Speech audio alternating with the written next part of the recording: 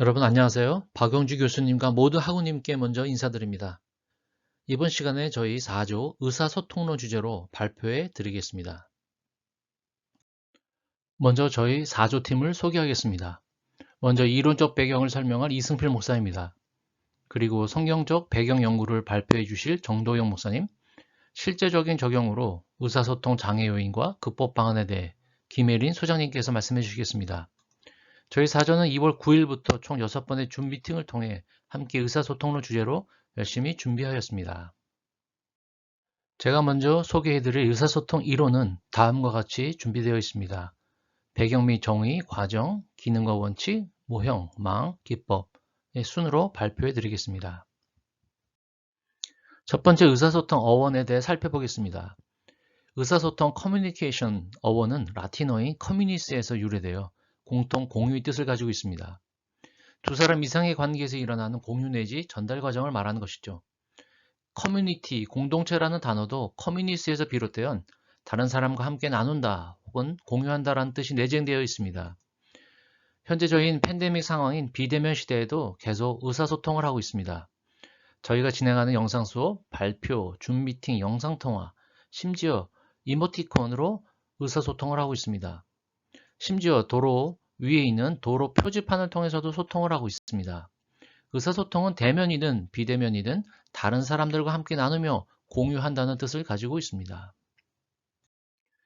저희가 읽었던 김용진님의 경영학 사용설명서에서는 조직은 절차와 제도에 의해서가 아니라 사람과 사람과의 상호작용에 의해 성과를 창출하며 성장한다 라고 이야기했습니다. 즉 조직 안의 절차와 제도는 보조적 수단이며 조직 내 사람들 상호작용에 의해 조직은 성장한다는 것입니다. 마치 혈액과 영양분 공급하는 혈관 같은 역할을 하는 것이 의사소통입니다. 조직의 목표 달성은 의사소통을 통해 비로소 달성될 수 있다고 강조한 것입니다. 그렇다면 의사소통 이론은 언제부터 발전되었을까요? 저희가 박영주 교수님 2주차 영상 조직 이론에 대해 배웠을 때 교육 행정의 발전 과정 설명 중 맨 처음 고전적 과학적 관리론을 포함한 전통적 조직 이론에서는 사실 의사소통의 역할을 소홀하게 여겨지고 또 도외시되었죠. 과학적 관리론을 강조한 인물 어느 누구도 의사소통을 조직 원리나 주요 활동에 포함시키지 않았습니다. 이후 인간관계론 및 형태론 즉 구성원들 간의 비공식적이고 내적인 인간관계의 중요성을 알게 된 후 의사소통을 중요하게 인식하게 되었습니다. 행동과학론과 체제론을 거치면서 구성원들 간의 비공식적이고 내적인 인간관계의 중요성을 인식한 후 의사소통은 조직의 생산성을 결정하는 요인으로 간주되었고 조직 구성원들의 만족도나 사기 같은 개념으로 중요시하게 되었습니다. 의사소통에 깊은 관심을 갖고 의사소통 문제를 조직의 핵심적 요소로 부각시킨 사람은 바로 체스터 버나드라는 사람인데 그는 조직의 3대 요소를 공동 목적, 봉사하려는 의사, 의사소통을 포함시켰던 것입니다. 그렇다면 의사소통의 정의를 어떻게 내릴 수 있을까요? 의사소통이라는 용어는 전통적으로 한 사람이 다른 사람에게 자신의 감정이나 사고를 전달하는 것으로 정의해 왔습니다. 그러나 현대 커뮤니케이션학의 제도학을 이끌었던 윌버 슈렘은 다음과 같이 정의했습니다. A가 B라는 내용을 C라는 매체 채널을 통하여 D에게 전달해서 E라는 효과를 얻는 과정이다 라고 이야기하였습니다. 미국 정치학자이며 커뮤니케이션학의 기틀이 되었던 SMCRE, Sender, Message, Channel, Receiver, Effect 모델 창시자였던 라스웰은 의사소통의 정의를 누가, 무엇을, 어떤 경로를 통하여 누구에게 어떤 효과를 주는가 라며 정의하였습니다. 모든 것을 종합해 볼 때 의사소통이란 한 사람이 다른 사람에게 영향을 줄 수 있는 모든 절차라고 정의할 수 있습니다. 소통은 인간의 신체의 심장에 비유합니다. 심장은 인간의 가슴 왼쪽에 자리 잡고 혈액을 돌리고 보내는 역할을 하는 인체순환 기관입니다. 심장은 날마다 쉬지 않고 혈액을 순환시키므로 인체가 살아있도록 하는 것에 결정적 역할을 한 것이죠. 그만큼 매일매일 중요하다는 이야기인데 의사소통이 우리 인체의 심장과 같이 중요한 역할을 한다고 설명드릴 수 있습니다. 다음은 의사소통 과정을 설명해 드리겠습니다. 발신자는 메시지를 보내는 사람으로 다음 코드화, 메시지를 보내는 발신자의 개인적 태도, 지식, 가치관, 소통 방식을 통해 전달되는데 이것을 인코딩, 코드화라고 합니다. 다음 발신자를 보내려는 메시지는 채널을 통해 전달하죠. 그리고 디코딩, 코드 해독은 메시지를 받는 수신자의 해석, 이해를 말하는데요. 메시지를 받고 있는 사람의 개인적인 소통 자세, 가치관, 또 잡음 등을 메시지 이해나 해독에 영향을 줄 수 있는 요소가 바로 디코딩이죠. 수신자는 듣는 사람입니다. 마지막으로 피드백은 일종의 수신자의 평가적 반응으로 오해와 갈등을 감소시키는 중요한 역할입니다. 의사소통은 단지 메시지 자체보다는 보내는 사람, 또 받는 사람 사이에서 일어나는 인코딩과 디코딩 과정 중에 오해가 생길 수 있으니 미리 방지하는 것이 중요해 보입니다. 보시는 것처럼 다양한 매체를 통해 실제적으로 메시지를 전달하고 있습니다. 청각적으로 또 시청각적으로 지정된 경로, 매체를 통해 실제로 메시지가 전달되는 것입니다. 레드필드는 효과적인 의사소통을 위하여 다음 7가지 원칙을 소개하였습니다. 첫 번째, 명료성. 전달자는 전하고자 하는 내용을 명확하고 정확하게 전달해야 합니다. 분명하고 이해될 수 있도록 간결한 문장과 쉬운 용어 사용이 필요하죠. 두 번째, 일관성. 의사소통 내용의 전후 그리고 처음과 다음 명령이 일치해야 한다는 뜻입니다. 세 번째, 적절성. 적당한 정보의 양을 말하는데요. 정보의 양이 과다할 경우 이해가 곤란하고 과소할 경우 자료로서 가치가 상실되겠죠. 네 번째, 적시성. 의사소통 시 필요한 정보는 필요한 시기에 적절히 투입해야 하는데 아무리 좋은 이야기도 타이밍이 중요하겠죠. 다섯 번째, 분포성. 전달자로부터 의사소통의 모든 대상에게 바르고 골고루 전달돼야 한다는 뜻입니다. 여섯 번째, 관심과 수용. 수신자의 관심과 수용적 태도가 있어야 능률적인 의사소통이 가능합니다.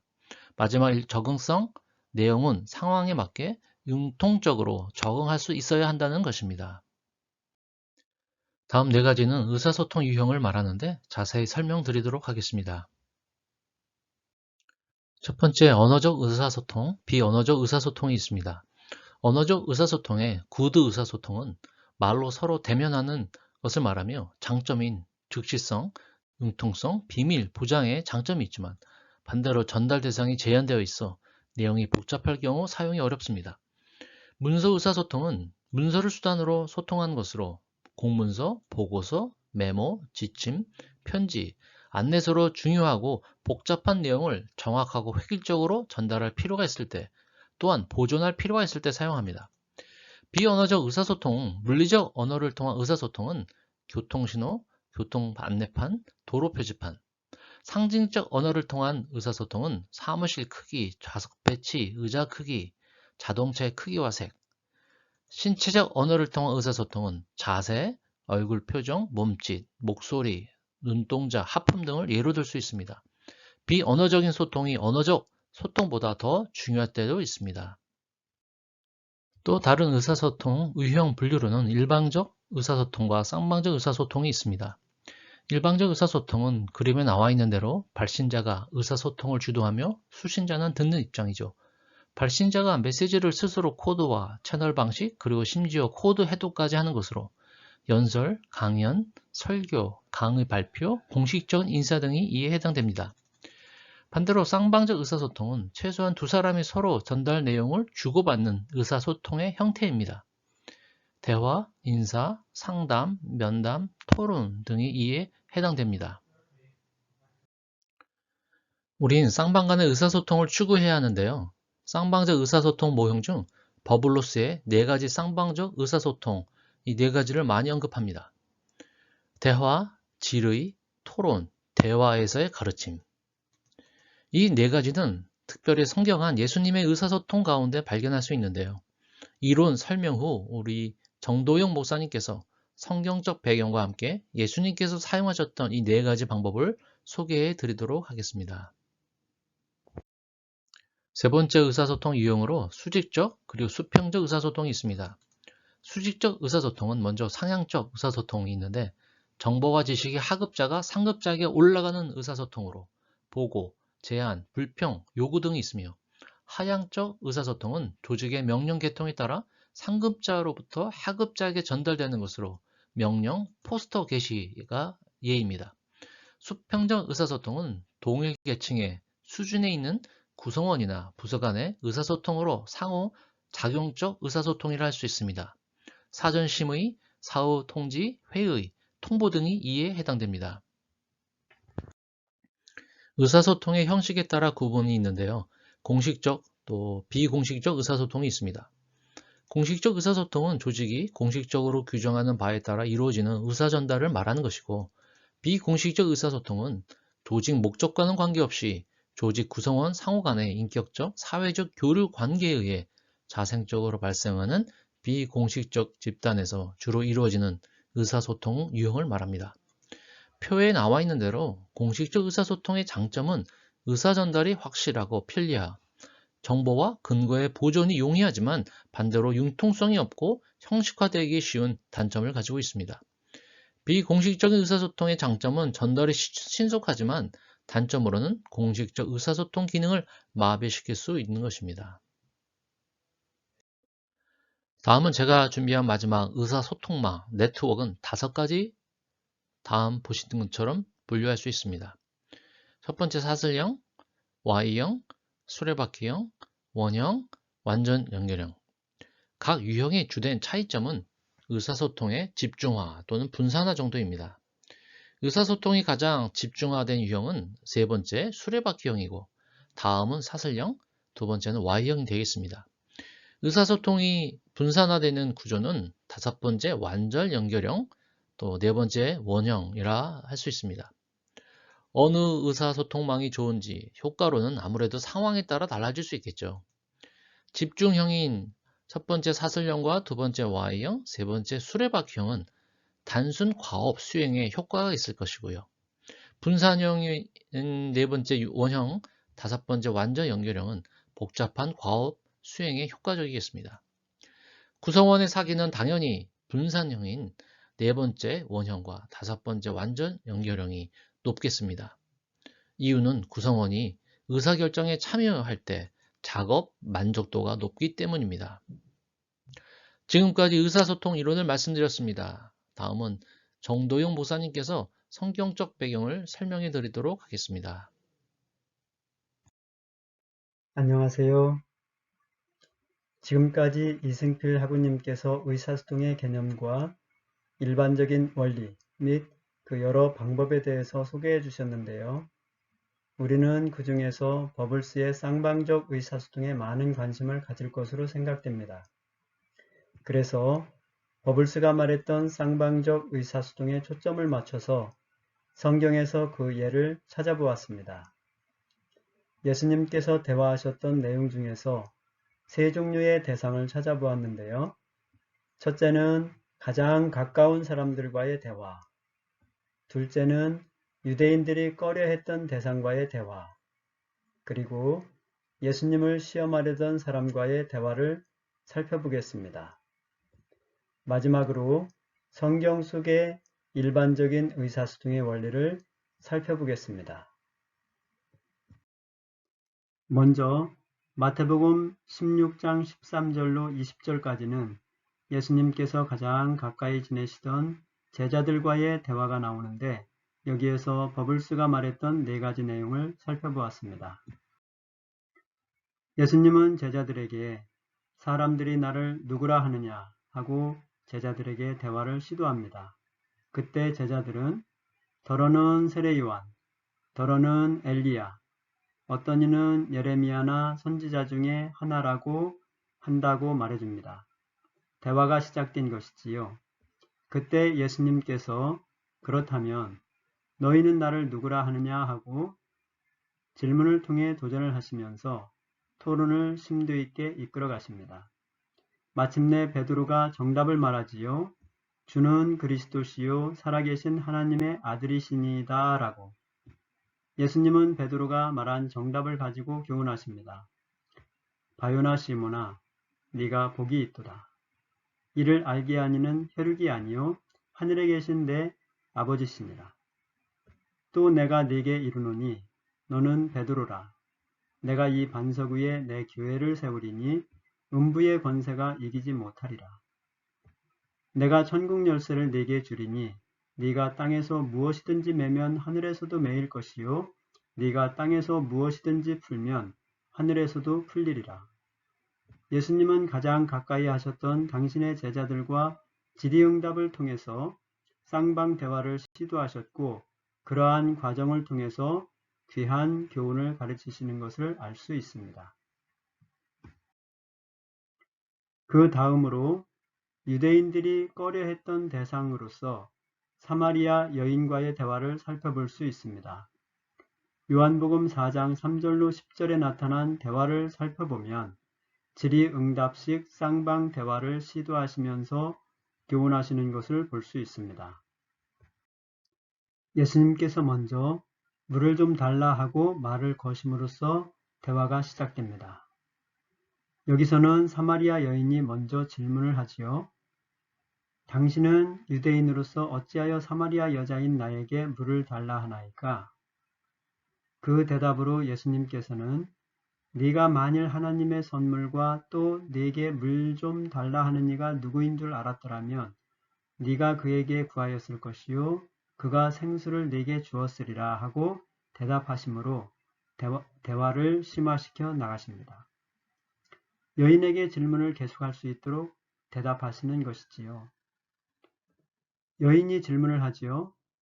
주여, 물기를 그릇도 없고 이 우물은 깊은데 어디서 당신이 그 생수를 얻겠사옵나이까?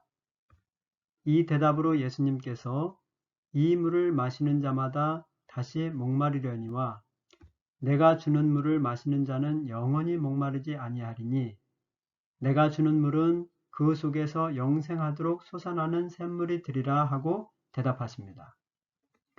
이렇게 예수님께서는 질의응답을 통해서 토론으로 이끌어 가시고 심화 과정으로 영원히 목마르지 않는 생수와 참된 예배를 거쳐서 결론으로 네게 말하는 내가 그라 하고 그리스도가 누구인지 귀중한 교훈을 깨닫도록 가르치시는 모습을 봅니다. 이렇게 예수님께서는 유대인으로서 상대할 수 없었던 대상과도 대화를 시도하셨고 심층 대화를 나누시면서 귀한 교훈을 하시고 결론을 맺으시는 모습을 볼 수 있습니다. 세 번째는 예수님을 시험하려던 대상과도 자연스럽게 대화를 이어가시면서 쌍방 대화를 시도하셨고 심층 대화를 거쳐서 교훈하시는 모습을 살펴볼 수 있는데요. 누가복음 10장 25절로 37절의 대화에서 그 모습을 살펴볼 수 있습니다. 이 대화에서는 선생님, 내가 무엇을 하여야 영생을 얻으리까 하고 예수님을 시험하려는 자가 먼저 대화를 걸어옵니다.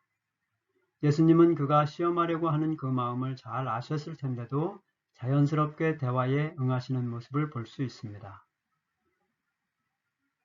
그 질문에 이렇게 질문을 다시 던지지요. 율법에 무엇이라 기록되었으며 네가 어떻게 읽느냐? 율법 교사가 정답을 말합니다. 네 마음을 다하며 목숨을 다하며 힘을 다하며 뜻을 다하며 주 너의 하나님을 사랑하고 또한 네 이웃을 네 자신같이 사랑하라 하였나이다. 꼭 질의응답식 성경 공부를 하고 있는 듯한 인상을 줍니다. 예수님께서 교훈을 말씀하십니다. 네 대답이 옳도다. 이를 행하라. 그러면 살리라. 성경에서는 정답을 말한다고 100점은 아닌 것 같습니다. 대답이 옳은 것과 그러면 살리라는 것이 다르다는 교훈을 하십니다. 행함이 있어야 한다는 것이지요. 이어서 율법 교사는 그러면 내 이웃이 누구니까 하고 예수님을 다시 시험하려는 질문을 던진 듯 합니다.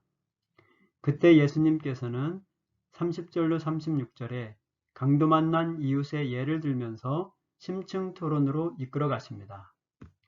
네 생각에는 이 세 사람 중에 누가 강도 만난 자의 이웃이 되겠느냐 하고 질문을 하셨고 율법 교사는 그 질문에 자비를 베푼 자니이다 하고 대답하자 예수님께서 가서 너도 이와 같이 하라고 교훈하심으로 대화를 마치십니다. 이와 같이 예수님께서는 당신을 시험하려고 다가오는 사람과도 자연스럽게 대화에 응하시면서 심층 토론으로 이끄셔서 귀한 교훈을 남기시고 대화를 맺는 모습을 봅니다. 지금까지 예수님께서 가장 가까운 관계나 껄끄러운 관계의 사람이나 시험하려고 작정한 사람과도 자연스럽게 대화에 응하셨고 질문, 토론, 심화 과정의 토론, 그리고 결론으로 교훈을 남기시면서 대화를 맺는 모습을 살펴보았습니다. 마지막으로 성경 속에서 일반적으로 배울 수 있는 의사소통의 원리를 몇 가지 정리해 보았습니다. 야고보서 1장 19절에서는 말을 많이 하려고 하기보다는 듣는 데 집중하라고 말씀하고 있고, 요한복음 14장 21절에서는 교훈으로 배운 내용에 대해서 순종할 것을 강조하신다는 것과 에베소서 4장 15절과 25절에서는 진실함과 솔직함으로 참된 것을 말하라고 말하면서 투명성을 강조하고 있고, 에베소서 4장 15절과 고린도전서 4장 13절에서는 사랑과 덕으로 의사소통의 장애를 극복할 수 있다는 교훈과 고린도전서 14장 7절로 9절에서는 전달하고자 하는 내용을 알아듣기 쉬운 말로 명확하게 전달하는 명확성, 그리고 잠언 10장 19절에서는 말을 할 때와 하지 말아야 할 때를 가려서 할 줄 아는 절제의 미덕을 말해주고 있습니다. 이상으로 성경적 의사소통의 원리를 마치고 김혜린 학우님으로부터 의사소통의 장애와 그 해결책에 대해서 듣도록 하겠습니다. 안녕하세요. 의사소통의 장애 요인과 극복 방안에 대하여 연구 발표하게 된 김애린입니다. 저는 먼저 의사소통이 현 시대에 얼마나 중요하며 얼마나 요구되고 있는 역량인지에 대하여 찾아보았습니다. 세계경제포럼에서 발표한 미래 인재의 핵심 역량 4가지인데요. 비판적 사고, 창의성, 협업 능력과 함께 의사소통 능력이 포함되어 있습니다. 하나 더 보여드리자면요. 미래 사회 학생들이 갖춰야 할 주요 능력에 대한 인식 조사 결과인데요. 의사소통 능력이 3위를 차지하고 있는 것을 볼 수 있습니다. 또한 1위의 공감 능력은 의사소통의 주요 기술 중 하나이죠. 이토록 우리의 시대에도 중요하지만 다음 세대에는 더 중요시될 의사소통. 그런데 쉽지는 않습니다. 많은 사람들이 의사소통에 장애를 느끼는데요. 그렇다면 의사소통의 장애란 무엇일까요? 교재에서 말하는 의사소통의 장애란 의사소통 과정을 간섭, 회방, 왜곡, 변화시키는 모든 것을 말한다고 합니다. 또한 이 장애를 4가지 관점에서 보는데요. 전달체제의 물리적, 기술적인 문제, 곧 잡음이 전달 과정을 방해한다는 기계론적 관점이 있고요. 의사소통의 장애를 심리적 요인으로 인해 선택적으로 노출하는 형태로 이해한 심리학적 관점이 있습니다. 그리고 의미 해석의 불일치와 관련이 있다고 보는 상징 해석적인 관점이 있고요. 마지막으로 의사소통적 행동의 형성과 관련된 사회적 관계와 관련이 있다고 보는 체제 상호작용 관점이 있습니다. 장애 요인으로서는 전달자와 피전달자 간의 서로 다른 해석, 의식적인 제한, 자기방어, 불신이나 편견, 원만치 못한 인간관계나 능력 부족 등을 보고 있고요. 수단 및 매개체로서 과다한 양, 정보 유실과 불충분한 보존 상태, 언어와 문자 자체의 한계를 들고 있습니다. 그리고 조직 구조에서 집권적 계층 구조, 할거주의, 소문이나 풍문, 부족한 전달 채널, 그리고 특정인의 권한에 의한 흐름의 저하를 들고 있습니다.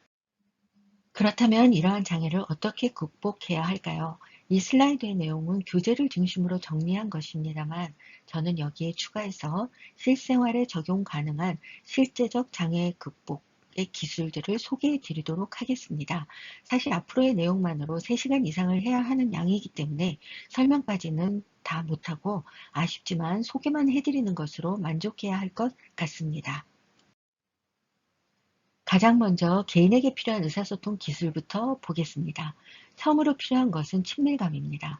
친밀감은 의사소통의 기본이며 첫 단계라고 할 수 있죠. 비공식 모임 등에서 평소에 친밀감을 쌓아나가는 것이 도움이 됩니다. 신뢰감입니다. 신뢰는 진실한 대화의 조건이 되며 어느 한쪽만이 아닌 쌍방 간에 이루어져야 할 것입니다. 대화 중의 자세 또한 비언어적인 전달 방법 중 하나인데요. 정면을 향한 바른 자세, 팔짱을 끼거나 뒤로 기대지 않으며 가슴을 편 개방형의 약간 상체를 앞으로 기울이는 자세, 긴장을 풀고 편안한 느낌을 줘야겠고요. 눈을 마주치는 것이 중요하며 적당한 거리 유지가 필요합니다. 참고로 가장 적당한 거리는 1.5m입니다. 메시지를 전달하기 전 메시지 받을 사람의 반응을 미리 예견하고 감정적으로 불편한 일이 발생하지 않도록 미연에 방지하는 것입니다. 이를 위해서는 수신자의 메시지 해석에 대한 심리적 기제를 알면 도움이 되겠지요. 메시지는 언어만 전달하는 것이 아니라 그 안에 담긴 뜻과 의미를 이해하는 것이 포함되는 것입니다. 의사소통에서 가장 중요한 두 가지를 꼽는다면 경청과 질문입니다. 상대방의 이야기를 잘 듣는 것은 매우 중요합니다. 경청은 주의 집중, 반응, 확인을 통해 성공할 수 있는 기술이며 방해 요소로는 딴 생각하기, 짐작하기, 말 끊기, 비위 맞히기, 걸러내기, 판단하기, 일은 조언하기, 넘어가기, 대답 미리 준비하기 등이 있습니다. 의사소통의 대부분은 비언어적 소통입니다. 목소리의 톤, 표정, 태도, 반응하는 정도, 적절한 시선 처리, 그리고 적절한 신체 접촉 등을 이야기합니다. 존중하는 마음은 나이나 지위에 관계없이 대화의 장에서는 모두 동등하다는 것을 의미하는 것입니다. 상대방을 경시하거나 지루하거나 관심 없다고 해서 화제를 바꾼다거나 서둘러 조언을 하고 문제를 해결해 주려고 하는 것 등은 존중의 자세가 아닙니다. 앞서 살펴보았던 미래 학생들에게 필요한 역량에서 공감 능력은 1위를 차지합니다. 공감은 의사소통의 기술 중 가장 어려운 기술입니다. 진정한 공감이란 자신의 신념조차도 다 내려놓고 상대방의 의자에 앉아 그 사람의 신발에 발을 넣어보는 것입니다. 그렇구나, 그랬구나, 그랬을 거야 하는 마음이죠. 반영인데요. 화면에 호수에 비친 백조의 모습처럼 거울같이 반영해 주는 것, 즉 상대방의 말과 행동을 그대로 내 것으로 바꾸어 구현하고 확인하는 것입니다. 이러한 반영은 상대방으로 하여금 아, 내 말을 잘 듣고 잘 이해하고 있구나라는 신뢰감을 주게 되지요.